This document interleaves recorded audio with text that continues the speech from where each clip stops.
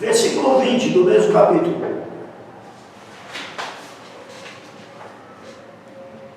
Ainda que Noé, Daniel e Jó estivessem no meio dela, vivo eu, diz o Senhor Jeová, que nem filho nem filha eles livrariam, mas só livrariam as suas próprias almas pela sua justiça. Nossa, ele estava pesado, hein? Capítulo 28, verso 3. Capítulo 28, verso 3.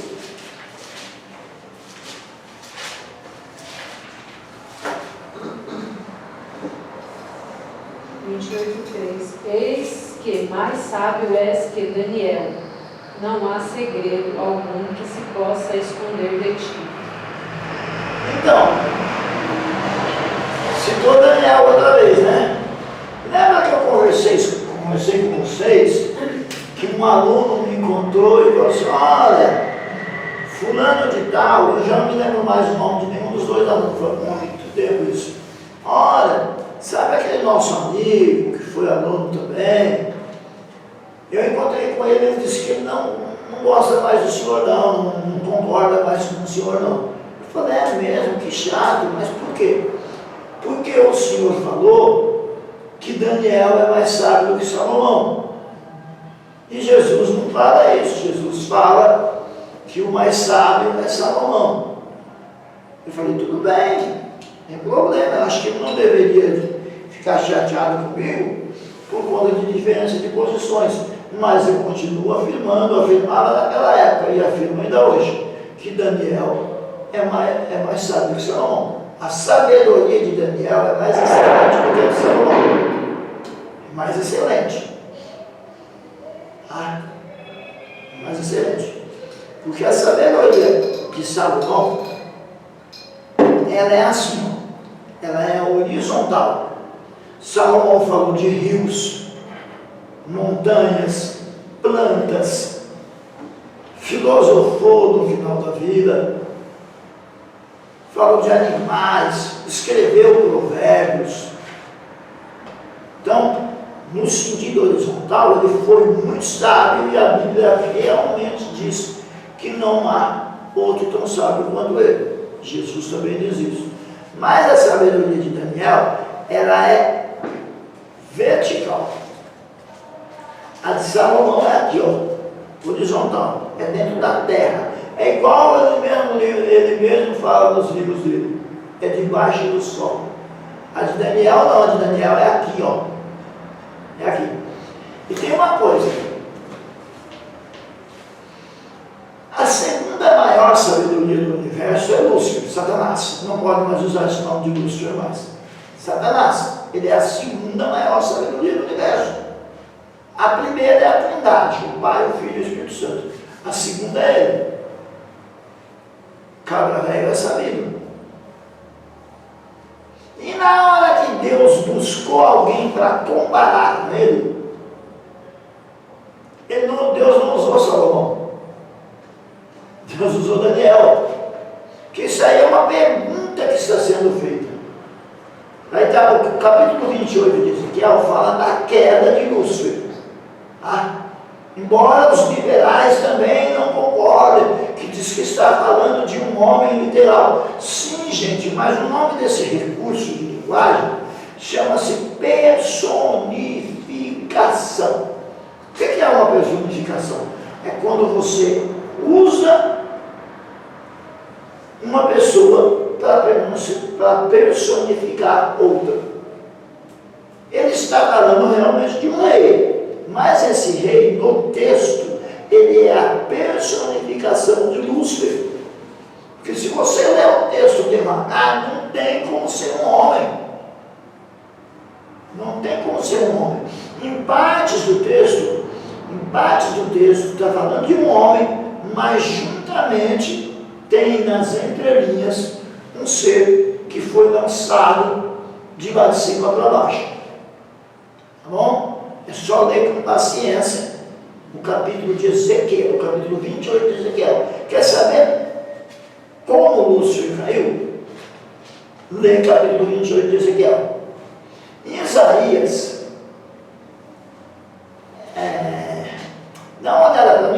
tentar uma vez só por conta do tempo. Vamos ver se eu lembro de cor, porque eu vim para falar de Ezequiel e Daniel, não vim para falar de Isaías. Mas vamos tentar. Lê para nós Isaías 14, 12. Quanto mais velha a versão, melhor, tá?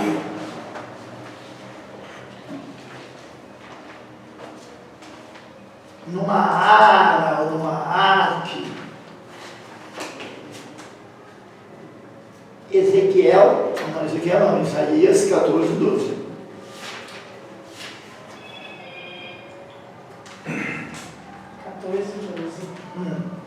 Como caíste do céu, ó estrela da manhã, filha da alva, como foste lançado por terra, tu que debilitava as nações. Se você pegar esse texto de Isaías e o capítulo 28, se pegar, não dá, é para fazer isso. Vamos parar de morrer, não vou sugerir mais, não, agora eu vou mandar. Que vocês precisam, gente, vocês precisam estar afinados, precisam justificar o tempo de vocês aqui. Só que não dá, vocês precisam estudar também em casa.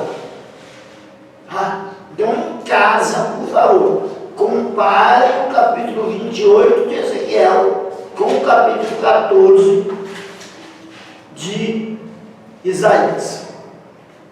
E agora eu vou ficar só no versículo 14 de Isaías, porque Ezequiel 28 é muito longo. Mas em casa vocês comparem, que vocês vão entender melhor a minha fala. Combinado? Então vamos lá, repete para nós aí o texto de Isaías 14, 12, né? 14, 12. Como caíste do céu, ó estrela da manhã, filha da alva, como foste lançado por terra, tu que debilitavas as nações. Estrela da manhã, filho da alva. Quando Sofrônio Eusébio Jerônimo, tradutor da Vulgata Latina, por que tem que ser Sofrônio Eusébio Jerônimo? Não podia ser só Jerônimo. Se você memorizar só Jerônimo, dependendo da sua capacidade de memorização, da sua intimidade com a história, você pode confundir Sofrônio Eusébio Jerônimo com Jerônimo Savonarola. Então chame o tradutor da Vulgata Latina ou pelo nome inteiro, Sofrônio Eusébio Jerônimo, ou de Eusébio, apesar de que ele vai complicar, porque também tem um outro Eusébio na história. É legal você saber que o tradutor da Vulgata chama-se Sofrônio Eusébio Jerônimo. Esse homem, quando foi traduzir esse texto para o latim, ele usou uma palavra. Na Bíblia tem a palavra Lúcio. Na nossa Bíblia tem a palavra Lúcio. Sim ou não? Não, gente, não tem. Se não tem a palavra Lúcio, por que o povo chama ele de Lúcio? Lúcio para lá, Lúcio para cá. Porque quando Sofrônio Eusébio Jerônimo traduziu isso para o latim, para a Vulgata Latina, ele usou a palavra Lúcio, portador de luz, estrela da manhã. Então é do latim que se diz que o nome antigo dele é Lúcio, por causa da Vulgata Latina, tá bom? Agora aí diz que ele é a estrela da manhã, não é? Tem problema. Ele pode ser estrela da manhã à vontade. Fique à vontade para ser estrela da manhã. Porque Jesus é a resplandecente estrela da manhã. E qual é a diferença? Eu já conversei com os senhores sobre a diferença. Pois é. Pois então me ajuda aí.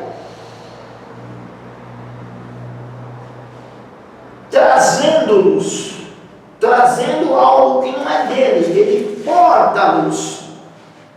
Ele não resplandece luz, ele reflete luz. Igual a lua não tem luz, a lua reflete a luz do sol, não é isso?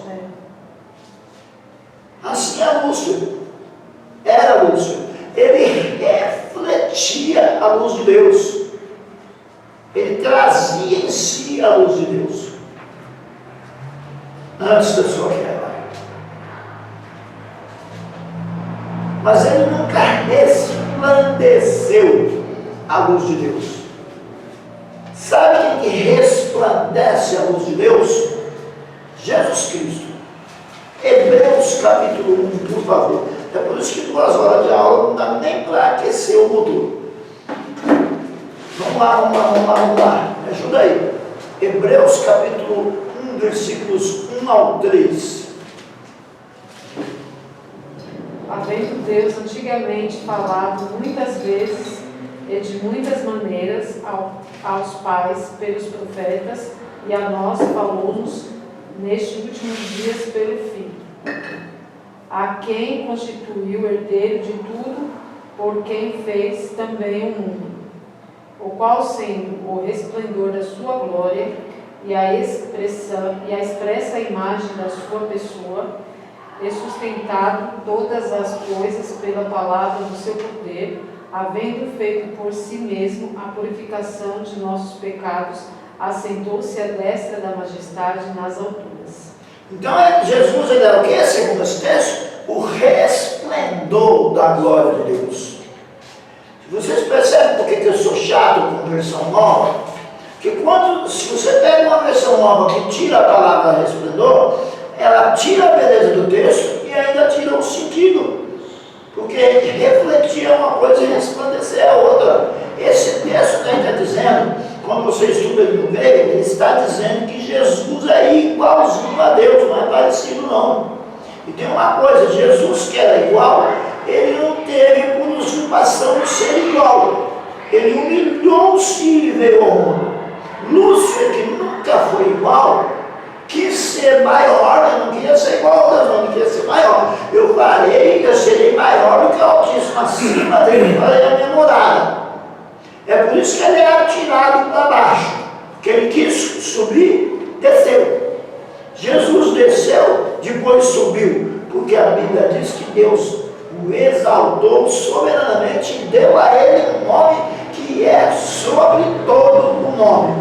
Logo, meus queridos, Deus abate o soberbo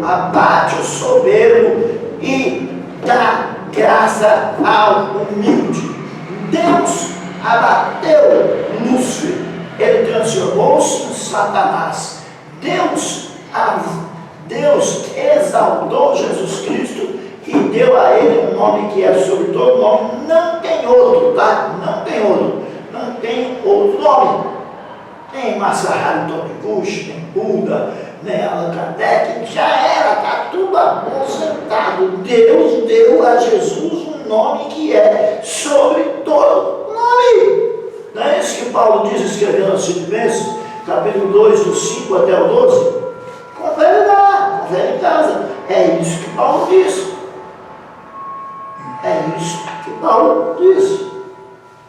Tá bom? E vocês verão a queda deste ser no capítulo 14 de Isaías e 28 de Ezequiel. Pois não, pastor? Talvez atrapalhe um pouco a aula, mas... Não, o senhor nunca atrapalha, por favor. O senhor também não vai responder, não tem problema não. Uma curiosidade, os anjos, como Lúcifer e os demais anjos, Deus deu a eles também livre-arbítrio de rebeliar, como os homens têm livre-arbítrio? Então, vocês nunca trabalham. O máximo que pode acontecer, eu não saber a resposta, eu digo, não sei, a gente vai ver, depois a gente conversa. Essa é uma questão bastante interessante, porque eles tinham sim livre-arbítrio. Tanto tinham livre-arbítrio, que o capítulo 28 de Ezequiel, preste atenção ao ler o capítulo 28 de Ezequiel. Preste atenção, porque tem uns pregadores, desculpa gente, eu me empolgo, eu vou falar. Ah, tem uns pregadores que pregam bobagem nesse negócio. A senhora volte para a aula, tá? Por favor. Fico bravo. Deixa eu só concluir essa linha de raciocínio para eu não me esquecer. O que acontece? com atenção o capítulo 28 de Ezequiel, para vocês entenderem o seguinte, entender isso que o senhor acabou de me perguntar. Os anjos tanto tinham um livre-arbítrio que qualquer anjo que quisesse podia tentar a sorte de levantar-se contra Deus. Ah, eu amanheci hoje a fim de brigar com Deus. Eu sou anjo, eu sou bom e eu vou para cima dele. Sabe qual era a função de Lúcifer? Guardar o trono de Deus de uma possível rebelião. Tu eras querubim ungido para proteger. No jardim do Éden estava. Que jardim do Éden é esse? É o Éden da terra? Não, senhores. Tem 2 jardins do Éden. Um no céu. E nesse jardim do Éden tinha um ser espiritual para guardá-lo, que era Lúcifer. E até o momento celestial, espiritual e celestial, que estava no céu, para guardar o jardim do Éden. E havia um Éden mineral físico, aonde Deus colocou um homem chamado Adão para fazer a mesma coisa, para guardar o Éden da terra. Então tinha sim livre-arbítrio. Tanto tinha livre-arbítrio que Deus falou assim: eu não quero me incomodar com nenhum anjo maluco que tente me atacar. Então pega Lúcifer, ou em hebraico, ela, né?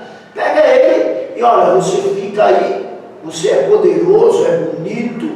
Você gosta de sair música do corpo dele, isso é uma metáfora para a beleza dele. Não é porque ele era maestro do coral, não para. Lúcifer não era maestro do coral. Vamos parar com bobagem? Vamos parar de pregar que Lúcifer era maestro do coral? E que por isso que ele tem raiva dos músicos? Ele tem raiva de todo mundo igual. E quanto mais o crente está bruto, mais ele tem raiva. Porque ele é moleque, e moleque só atira pedra em árvore que tem fruto.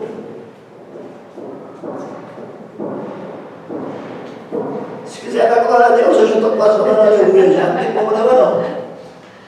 Então, meu pastor, o senhor percebeu que a resposta é que tem sim livre-arbítrio? Agora eu quero só mais uma coisinha, porque o senhor mexeu comigo. Posso? Só mais uma coisinha. Se eu não conseguir terminar os 2 livros, não tem problema não. A gente estuda em casa sozinho. Não, o senhor mexeu comigo. Posso? Desculpa. Não, me ajuda aí. É por isso que eu gosto, senhor. Me ajuda aí. Então eles têm livre-arbítrio sim. Só que aconteceu uma coisa.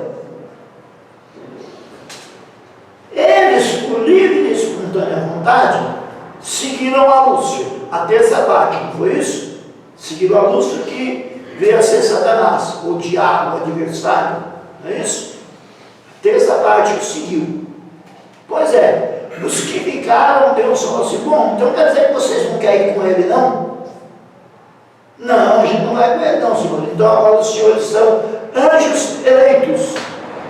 Eles estão eleitos porque ficaram no partido de Deus. Então não existe o risco, embora eles tenham livre-arbítrio, mas não existe o risco de uma nova rebelião, porque eles agora são anjos eleitos. Foram eleitos. Estão no partido de Deus. E tem o partido de Lúcifer. Tá bom? Respondi ou compliquei mais? Respondi? Então tá. Pois não. Professor, licença. Professor, por que o professor está falando sobre os pregadores? Mas assim, deixa eu pedir uma coisa para a senhora. A senhora consegue falar virada para cá? Eu já não ouço tão bem. Como o senhor estava falando sobre a pregação, que alguns pregadores usam a passagem, tipo de Isaías, né, para pregar que ela é direcionada como o rei Nabucodonosor. E na passagem de Ezequiel, ela é direcionada ao rei Tiro, né? Isso. Aí o senhor fala que não é sobre esses reis, mas sim sobre a vida de Lúcifer. É uma personificação. Fala comigo, o senhor vai lembrar. Difícil essa palavra. Uma personificação. Personificação.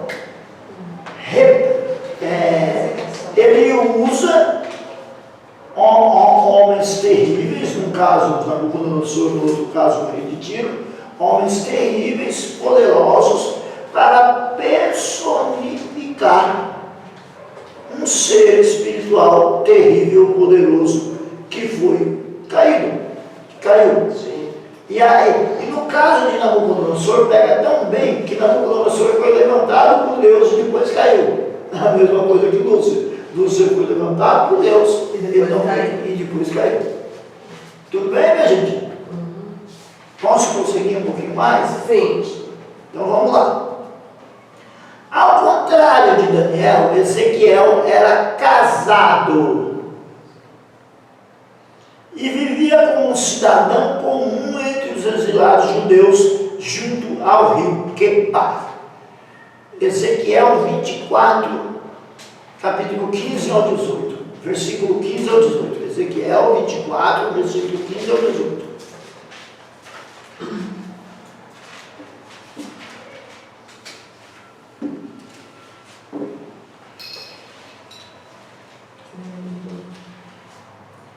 E veio a mim a palavra do Senhor, dizendo: Filho do homem, eis que tirarei de ti o desejo dos teus olhos de um golpe, mas não lamentarás, nem chorarás, nem te correrão as lágrimas. Refreai o teu gemido, não tomarás luto por mortos.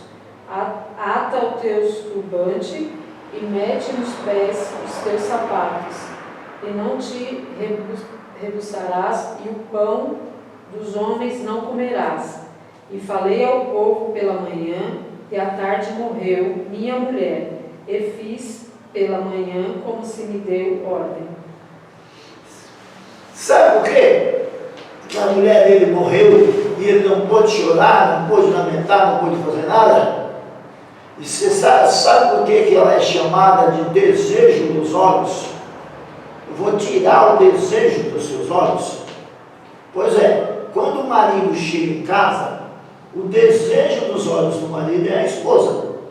Ele vai logo procurar onde que ela está, para ver, ela passou o dia todo fora. Então eu vou tirar o desejo dos seus olhos, eu vou tirar a tua mulher, Ezequiel. E tu não vai chorar. Sabe por quê? Porque eu vou tirar o templo deles.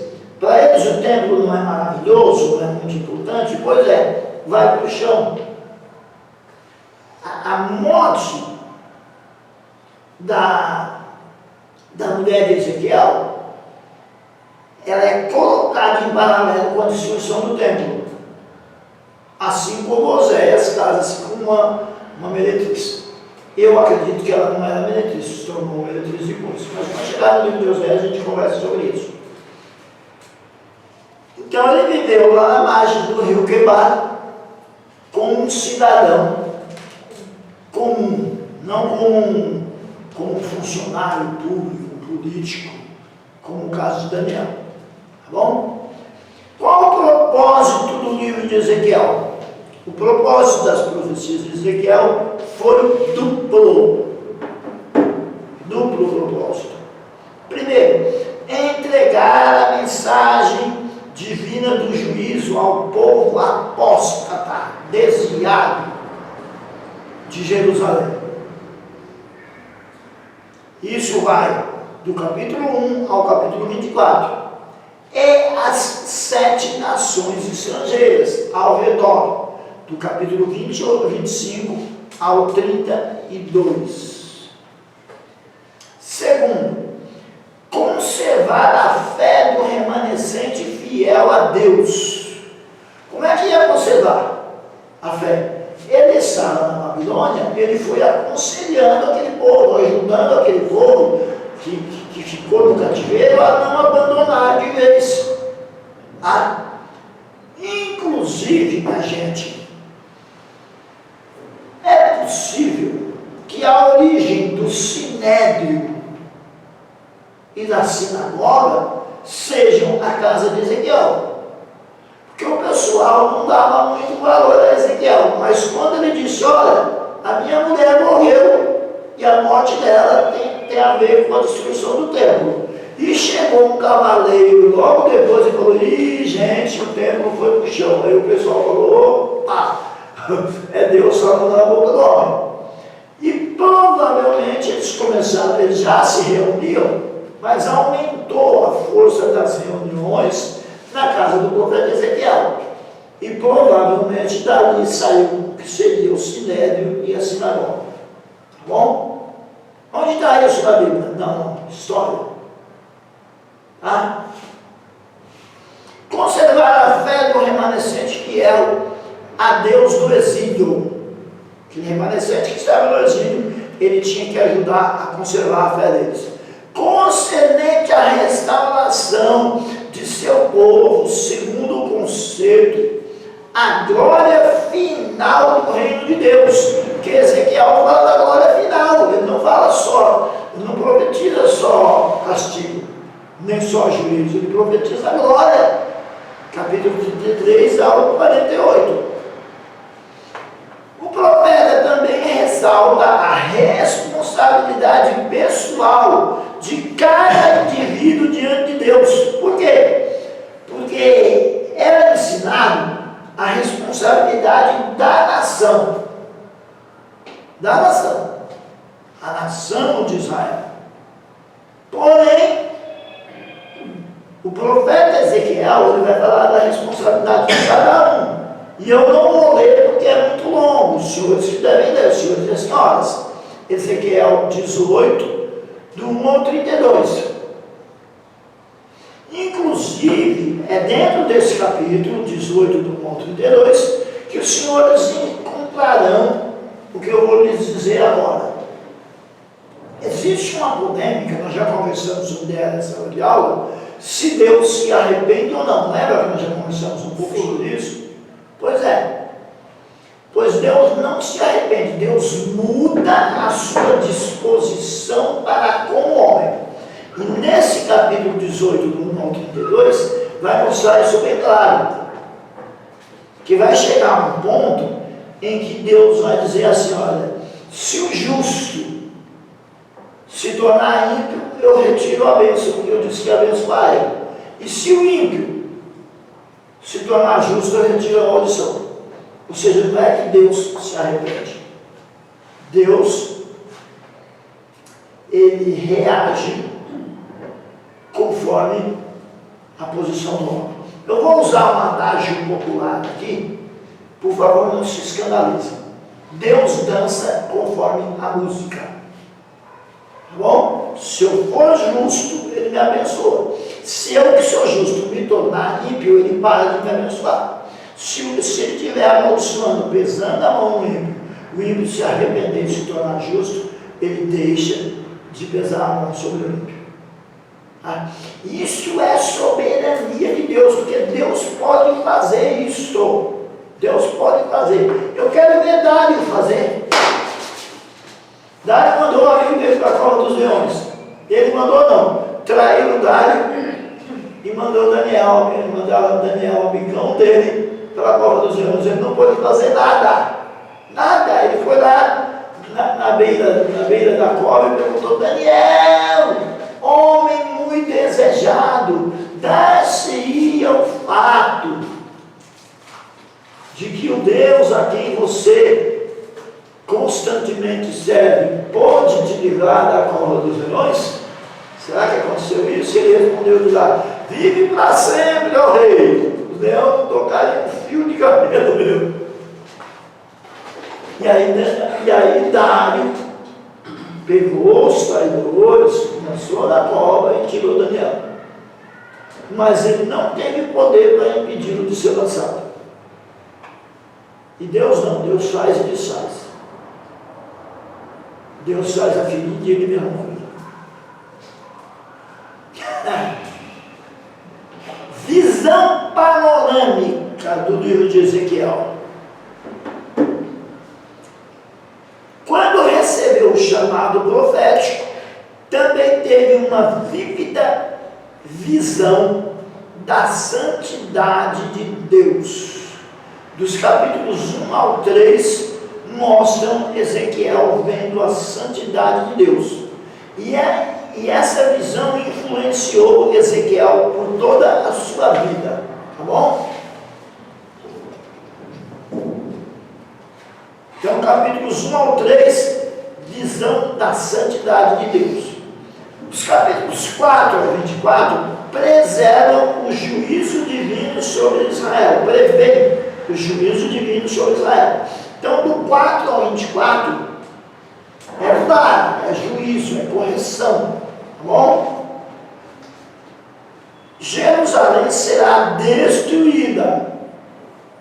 Eu não sei como é que pegam esses versículos e aplicam à igreja, que a igreja não vai ser destruída não, mas de médico e louco todo mundo tem um pouco, né? Ezequiel também anunciou o juízo de Deus que ameaça aos que ameaçavam o seu povo, capítulo 25 ao 32. Depois da queda de Jerusalém, em 586, Ezequiel mudou o tom de sua mensagem. Depois da queda, o tom da mensagem muda. Capítulo 33 ao 39, ele levou conforto ao povo, ele fez brilhar a promessa e a esperança de um futuro, que agora não adiantava mais ficar falando duro. O tempo já tinha ido para o chão, e o povo não tinha dado ouvido à profecia. Deus já tinha punido, já tinha acabado a punição. Então agora fala de esperança.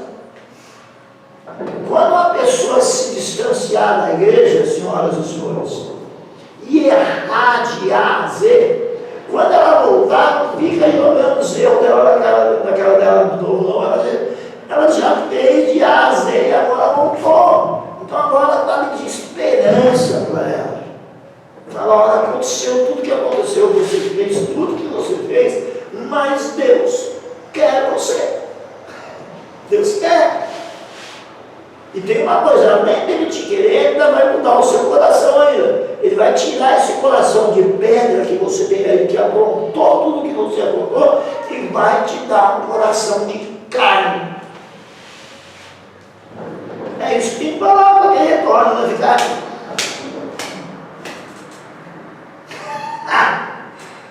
Ou não, meu pastor? O senhor que é pastor tem experiência com isso. Sim. Você Por pegou aí? o pródigo lá, né? O irmão dele. Opa! Finalmente, Ezequiel descreveu as visões que teve sobre o futuro em que o povo ofereceria a Deus culto perfeito em um novo templo, capítulo 40 a 48. Então, culto perfeito em um novo templo.